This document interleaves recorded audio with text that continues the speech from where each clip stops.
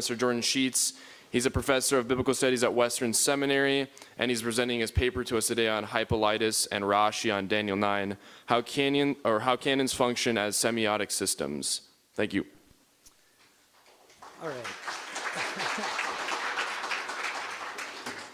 It's really a privilege to be here with you all and really to celebrate just our love for God's Word together, and to be a part of celebrating, one of the key people, I think, for many of us who are presenting in the course of today, just Ray, and the way that he spurred us on, gave us an excitement in relation to God's Word, and so it's just a privilege to be here. Thinking back to those early years at Multnomah, one of the stories that Ray told was, I should say the original title of this paper that I suggested was Rabbi Ray, Rashi, and reading Daniel 9. And Alan thought it was a little too cutesy, and so I decided against that title, but it's making it in here anyway. And it goes back to a story that Ray kind of gave to us as a way of encouraging us to read outside of our group of people and to allow ourselves to be influenced by people who are reading from a different perspective. And just the idea was that he would send off evidently to these Judaica catalogs, and after a while what started to come back was not Ray Lubeck, but Rabbi Ray Lubeck. And so through his broad reading, he was forced to read, or I guess he becomes a rabbi in the midst of it. And of course, we do know him in that way. And I think about it, maybe I took it to a bit of an extreme. I think over the course of the last 20-some years, I don't know when the last time I read a purely evangelical book was. And pretty much the only time I read a book in English is when I have to review it for a journal. And so always thinking in this sort of way of reading outside of our circles for the purpose of maybe seeing something that we may not see in the text, or an emphasis in the text that we may not naturally have because of the group of people that we're reading with. And so that is definitely influenced by Ray. But we're going to be jumping into this paper. Some of you have it as a paper copy, and some of you, or all of you, can look up here as need be. Just starting up here, Hippolytus. I'm going to call him Hippolytus. You could call him Hippolytus as well if you wanted to, but I'll call him Hippolytus and Rashi on Daniel 9, how canons function as semiotic systems. Whether or not biblical canons have played a significant role in biblical interpretation is a testable hypothesis. This is to say that through observing how a biblical text has been interpreted, one can see what other texts were involved as important and authoritative in interpretation of that text. Although I do not believe there would be many who would argue against the importance of biblical texts in the history of interpretation, there appear to be many who would want to question how crucial this relationship really was and is. And I can say, in having had several articles be rejected in certain publications, just me using the term canon is enough for many editors just to throw it out. And so to think about what that means in practical terms. So what I would like to do in the following example is to demonstrate not only that biblical canons played a significant role in interpretation, but further, that these various canons functioned as semiotic systems that allow for different interpretive possibilities based on the various size and text of these canons. As a test case, I've chosen the biblical text of Daniel 9:1 to 19 as the focus. And why 9:1 to 19? Because if I were to have done through the end of the chapter, it would have effectively doubled the size of this paper, going from 6,500 words to about 13,000 words. And so it's just an issue of trying to keep it in bounds. I will follow two key interpreters of this text who both wrote complete commentaries. I gotta get down here. Complete commentaries on the book of Daniel. Hippolytus's Daniel commentary comes from around 204. This would be AD, was written in Greek and is clearly coming from a Christian perspective. Now, even though I say that, it seems likely that this particular Hippolytus who wrote this commentary was likely a narrative or a native Aramaic speaker, Syriac speaker.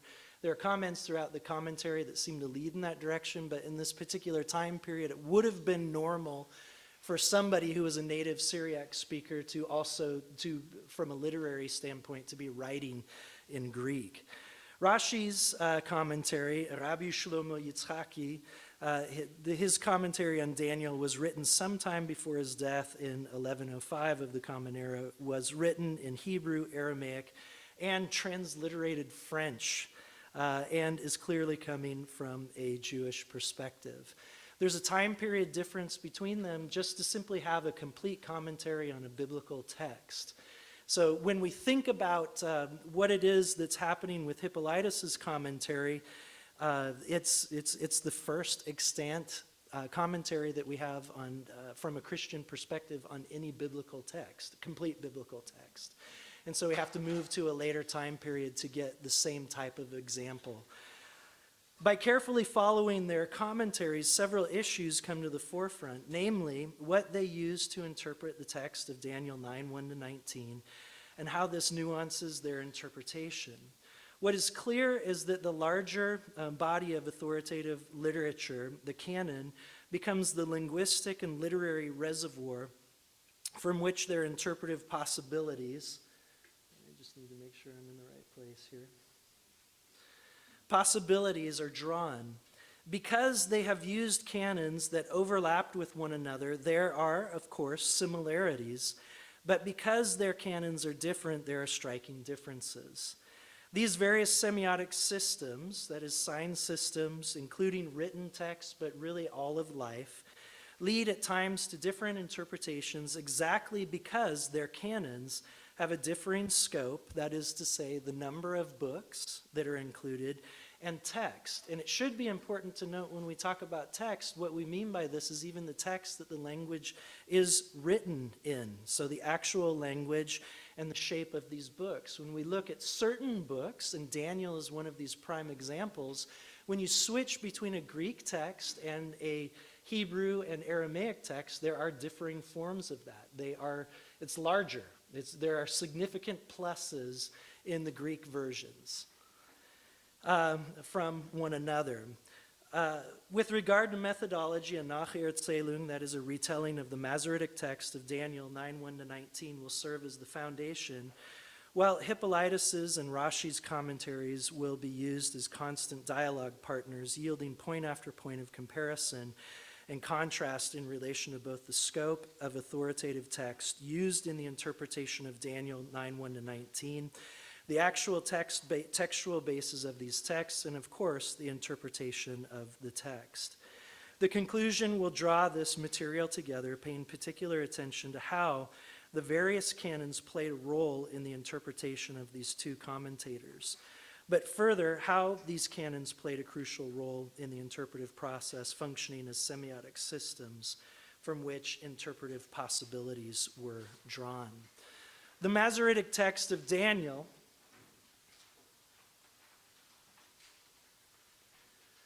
is made up of 10 discrete scenes, with chapters 1-9 as the first 9 of these scenes, and chapters 10-12 as the final scene.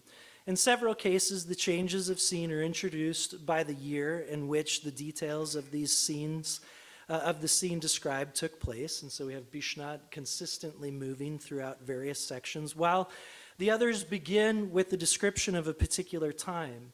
The text itself is a composite of Hebrew and Aramaic texts, and that is an interesting case in and of itself. It is this text that is the basis for the Rashi commentary, as he comments verse by verse on the text, usually commenting on certain words or phrases. Hippolytus's commentary has 4 chapters, and so we have the first one, chapter 1, examines in an interwoven way Susanna and Daniel 1 together. And that would be an example of seeing even the text. So looking not just simply at the numbers of books, but then what is considered as a part of that text. Chapter 2 examines Daniel 2-3, understanding them as a unit, including the prayer of Azariah and the Song of the Three Jews. Again, another example looking at the text, seeing large textual pluses in comparison to the Masoretic text. Chapter 3 deals with Daniel 4 through 6 as a unit. Chapter 4 treats Daniel 7 to 12 as one long interrelated vision. Beyond the differing divisions and textual additions found in Susanna and the prayer of Azariah and the Song of the Three Jews, the text is, of course, in Greek and usually identified as that of Theodotion. But there's some debate on that. We normally think of Septuagint-type texts. Normally we would talk about this in the sense of Old Greek when it comes to Daniel, and then this sort of text that follows more closely the Masoretic text. With these details in place, Rashi's commentary continues the running commentary on the Masoretic text of Daniel, and Hippolytus' commentary is in the midst of chapter 4, where Daniel 7 and 8 have already been covered. As is customary in Daniel, a new scene is marked by chronological indicators in 9:1-2. The opening statement displays the overall diachronic and synchronic dialogue within the book, where clearly the stories of 1 through 6 and the visions of 7 to 12 have been placed together, while disrupting the overall diachronic flow of the book. The dreams and visions of Daniel 7 and 8 are connected to the narrative of Daniel 5, all located within the reign of Belshazzar. The opening words of Daniel 9 are clearly connected to the narrative of Daniel 6 under the rule of Darius the Mede. While Daniel's opponents were looking in the Torah for a way to accuse Daniel, Daniel understood in the scrolls and finds in Jeremiah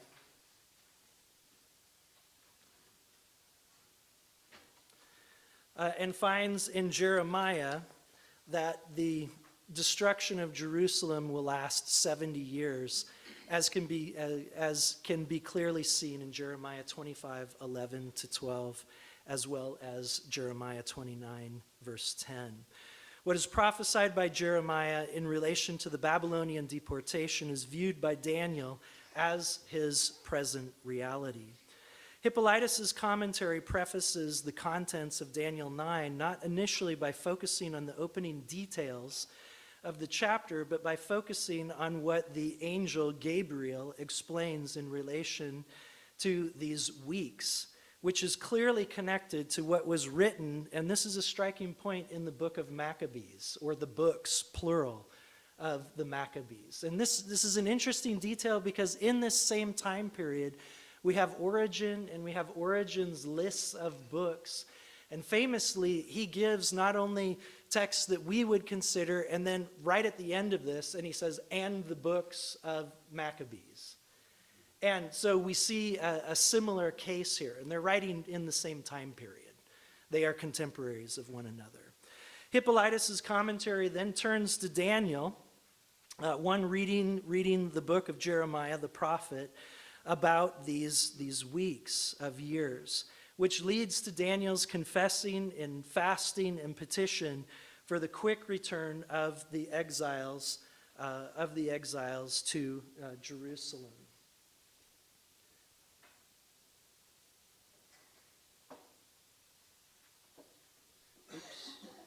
Too far. This short introduction connects the 70 weeks given later in the chapter with the events written in the Maccabees, as well as connecting the 70 years of Jeremiah with Daniel's confessing, with fasting and petitioning for the return of the captives to Jerusalem. Hippolytus' commentary illustrates that this last connection by briefly introducing and then quoting from Daniel 9:1-7. This quotation represents the last discussion of 9:1-19, as the rest of Hippolytus' commentary deals with Gabriel's interaction with Daniel in 9:20-27. However, this quote gives an extensive view into the text Hippolytus is using in his commentary for Daniel, creating interesting points of comparison in contrast with the Masoretic text. And all I've done by highlighting these various points is to show the subtle differences between the text. If we were to look at the Old Greek text of this, it would be radically different throughout. And so one of the points that I would make that I don't necessarily make here is just to, sometimes it's said early Christians were not concerned about the shape of the text. And I think historically that's just not true. So in this time period, again, his contemporary is Origen. We have not to this point had a text critic as significant as Origen, ever. We have not had anyone who's examined all of the texts in the way that Origen has done that. Hippolytus reflects the same sort of concern, looking back and forth, and again with my underlying argument that he would be a Syriac speaker, that he is concerned about the shape and the form of the text, even though he's writing it in Greek. Overall, Hippolytus's commentary appears to be a word-for-word translation of a Hebrew Vorlage, similar to the Masoretic text. The translation of Homlach with Ebasilusen in verse 1 is peculiar because of the change from causative passive in Hebrew, he was made king, that is to say a hophal, to the simple active in Greek. However, this may simply reflect the semantic elasticity of basiluo. In verse 2, Hippolytus' commentary does not have the redundant Bishna Dechat Lemocho. Further, God's covenant name, Adonai or Yahweh, is translated with the anarthrous kurio, which is what we find throughout early Christian literature in Greek, which is similarly found in verse 4, demonstrating that the kere, that is the thing that is to be read, that's not in the text itself, has now become the ketiv in the Hippolytus or Hippolytus's translation. Verse 3 demonstrates the same for Adonai, which is also translated with the anarthrous kurion. He is understanding those as equivalent terms to one another. Yahweh and Adonai now in written form and translation are being translated in the same sort of way, which is also similarly found in verse 4 and 7. Since the translator did not translate Adonai as kurion mu, it's clear that Adonai is being read as an equivalent to the title of Yahweh. Again, the kere has become the ketiv in the Hippolytus commentary translation. The addition of su after Tein Diatheken gives greater clarity to which covenant is being spoken of. Something that is ambiguous in the Masoretic text with only habrit. Also, in verse 4, the interjection ana appears to be omitted because of the vocative kuria. The third person masculine singular pronominal suffix on leohavav and mitzvotav have also been changed to second person masculine singular suffixes, which is interesting, personalizing these statements, which we will also find in Rashi's commentary.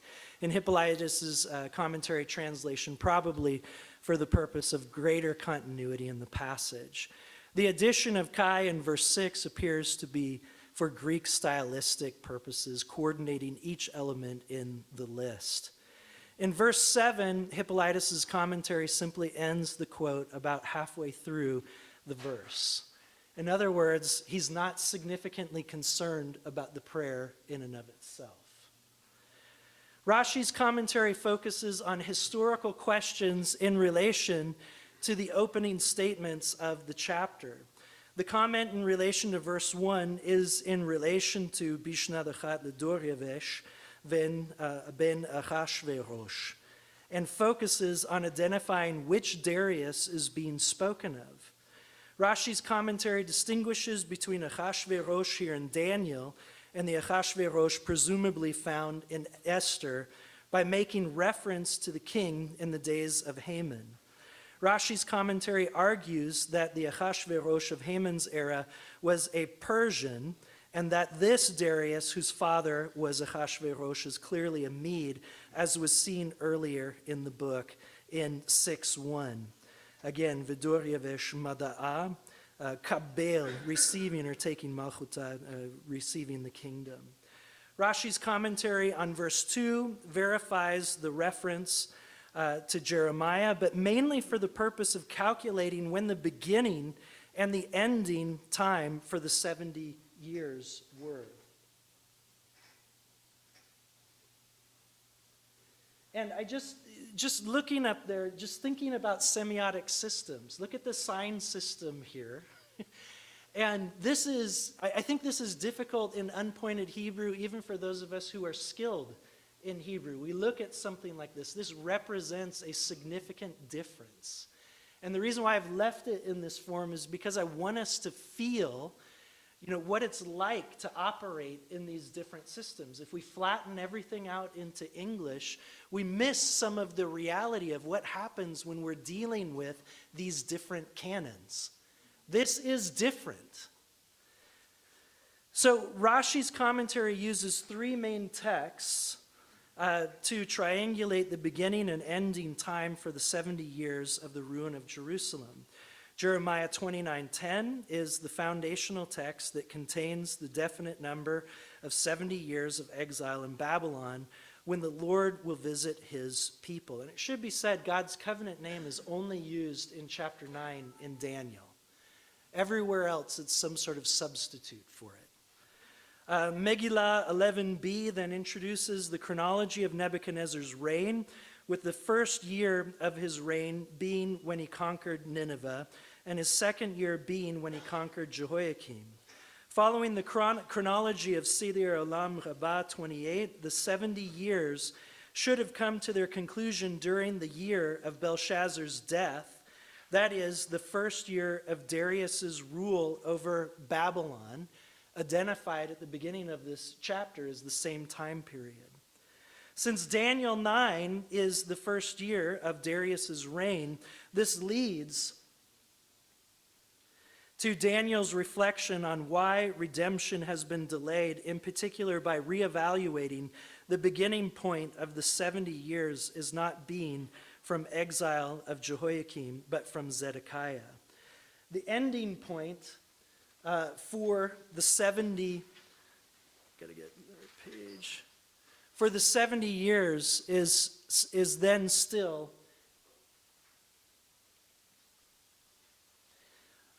still 18 years from the first year of Darius's reign, because the starting point is from the 18th year of Jehoiakim's exile. This is viewed as being confirmed by Seder Olam Rabbah 28 and Megillah 11b, where the 19th year of Nebuchadnezzar's reign is identified as the final exile from which 70 years should be calculated. Through the combined argument of Daniel 9:1-2, Jeremiah 29:10, Megillah 11b, and Seder Olam Rabbah, Rashi's commentary interprets both the beginning and the ending date of the 70 years ruins of Jerusalem. And so you can see he's using a different canon in that context. I'm pretty close to needing to be done. Okay, so I'm going to have to, you have a copy, you can go and read it, but this is what I'll say. Just flip over to the final section of this, and you would follow it through, and what you'd realize is that Rashi himself is very concerned with this prayer.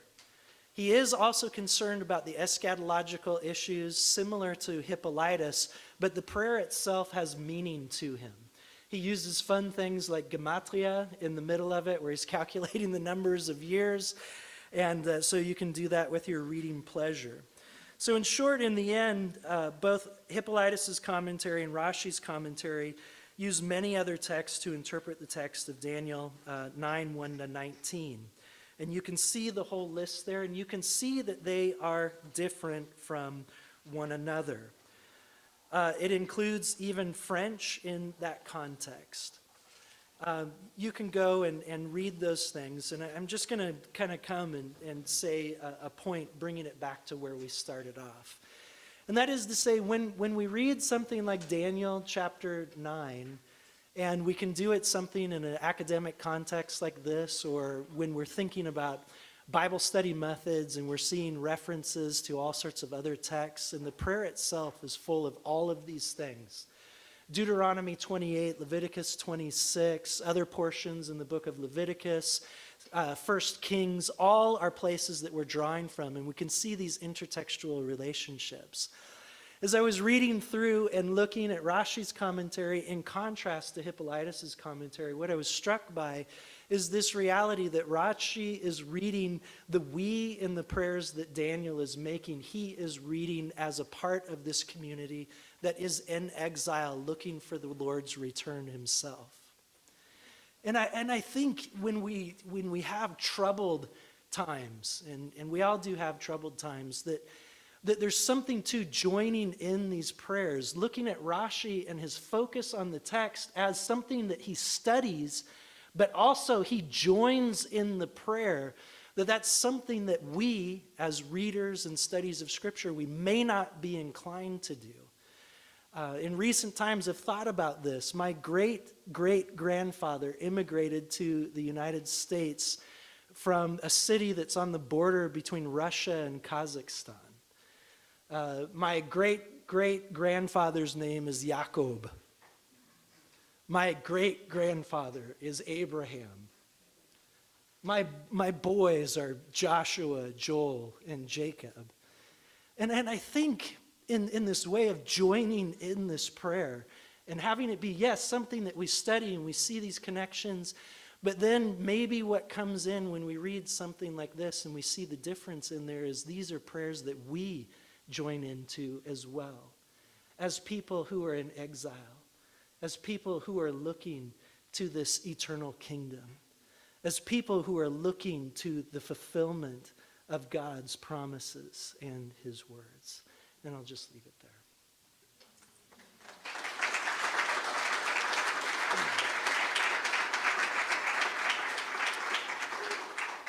All right, we have time for probably 3 questions. The first one is a two-parter. So originally, when you were doing your research, what was the inspiration behind comparing Hippolytus and Rashi? Originally, it was actually for the I work very, very heavily, of course, in this whole area of Daniel, and I had stumbled across. So my primary field during my doctorate was Old Testament, but my 2 subsidiary fields were New Testament and early church history. In the early church history side of things with Wolfgang Wischmeyer, he pointed me in the direction of Rashi's commentary and also a few other things in relation to Daniel. And it opened up a different perspective in relation to the book. Then trying to triangulate and look and say, can I find another point of comparison to look and do a compare and contrast between these texts?